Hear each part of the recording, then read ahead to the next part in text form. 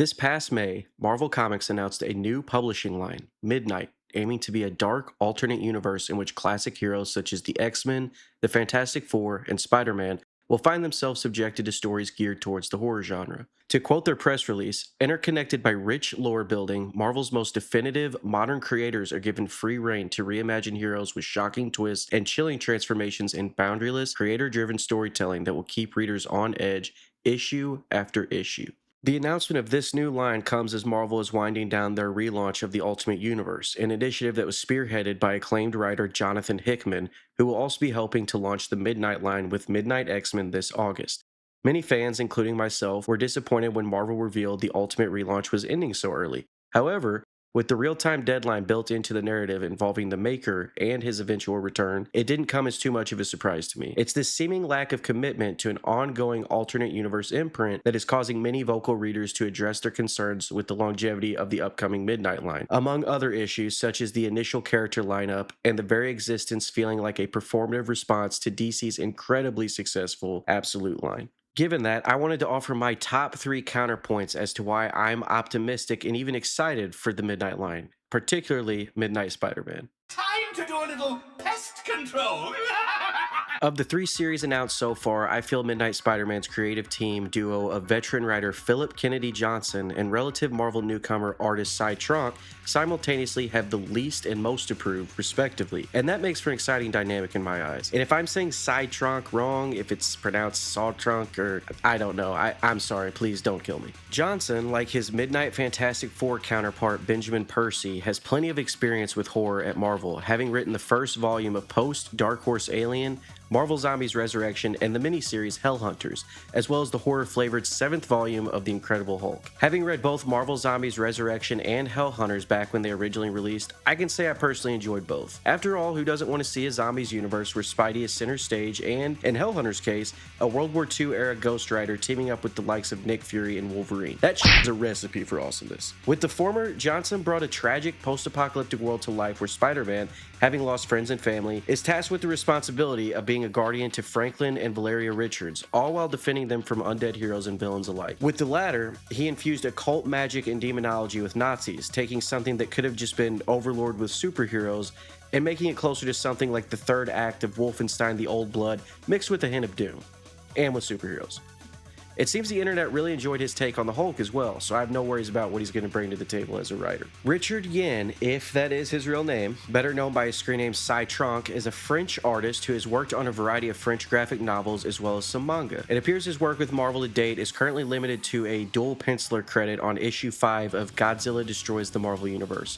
Could be my Google foo or lack of knowing any amount of French, but there honestly wasn't too much I could dig up on the Cy Tronk from a background perspective. Now, I don't have much experience with anime or manga in general, despite it being only the biggest thing in America. That said, while I've tried to be open-minded towards the more exaggerated art style that manga tends to bring, it isn't necessarily my go-to art style, especially for a Spider-Man comic. I didn't say Cy Tronk has the most approved because of his art style, rather, it is a very interesting matchup for the character of Spider-Man, and more specifically, a horror-themed Spider-Man. I think Cy Tronk has the potential to have the most unique-looking Midnight comic, at least of the initial lineup, and I definitely look forward to seeing him bring this story to life. Cy Tronk has drawn Spider-Man in the past as part of posted fan art images, though whether he adheres closely to this style or not for the Midnight line remains to be seen.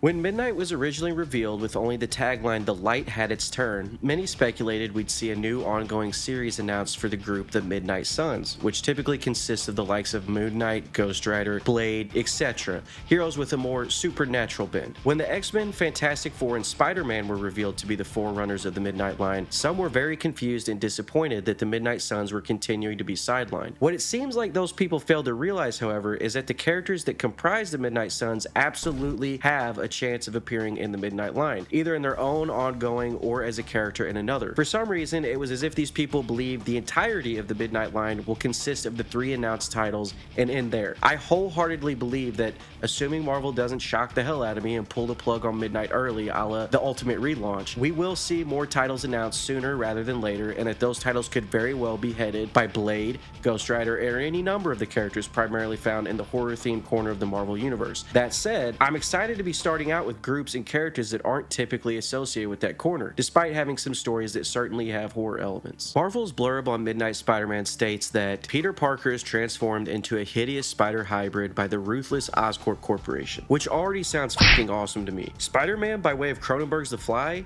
Yeah, sign me up. Even if it's something more akin to a werewolf story like the very early days of The Incredible Hulk, with Peter capable of changing forms based on the time of day or some other source, this is still a perfect setup to a horror-themed Spider-Man story. We saw something similar in issue 4 of the original Edge of the Spider-Verse miniseries, in which the bite of an irradiated spider turned Patton Parnell into a horrific human-spider hybrid. However, Midnight Spider-Man is clearly taking the human-spider hybrid concept and ending all similarities there. Is this the most obvious route for a horror-themed Spider-Man, like body horror? Maybe, but god, I'm still excited for it.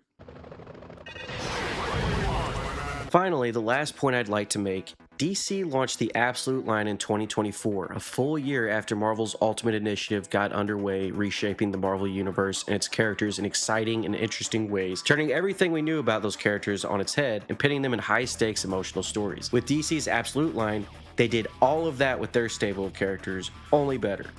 Absolute Batman has been a, pardon the pun, absolute high-octane thrill ride in the best way, stripping Batman down to his core and remixing his origin and the characters around him in new and exciting ways. Plus, it just looks fucking awesome.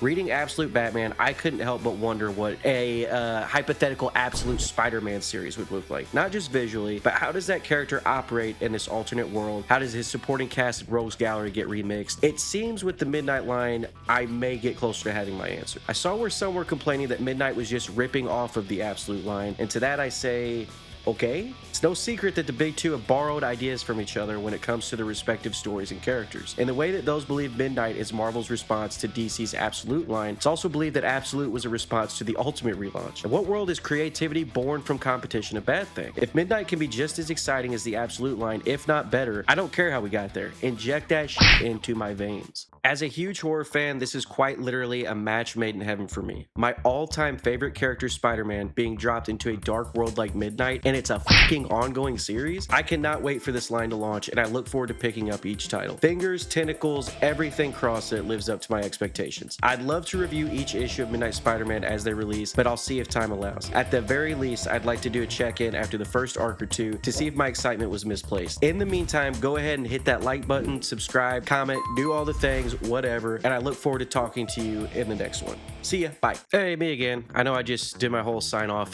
Thanks for watching my first video for this channel, Gumshoe Spidey. Been a lifelong Spider-Man fan, and this is kind of something I've wanted to do for a very long time. I hope to have many more Spider-Man and some light Marvel flavored videos in the future. Be on the lookout. Very soon, I'm planning on doing a analog horror Spider-Man series. Yes, analog horror. It's not overplayed at all. I'll be releasing that hopefully in the next month or so. It'll probably be a very long ongoing process as I kind of get things put together, but I've got a story mapped out, and I think it'd be really cool to make one of my own. So be on the lookout for that. Hopefully, as these videos go on, I will be able to do less of the new YouTuber clearly reading a script thing. I'll be able to talk to you directly at the camera. That'd be cool. Maybe I can get some lights, some cool lights going and stuff. I do have a Lightyear Band-Aid from my son. I got a boo-boo, and it did not feel good, so I got his Band-Aid.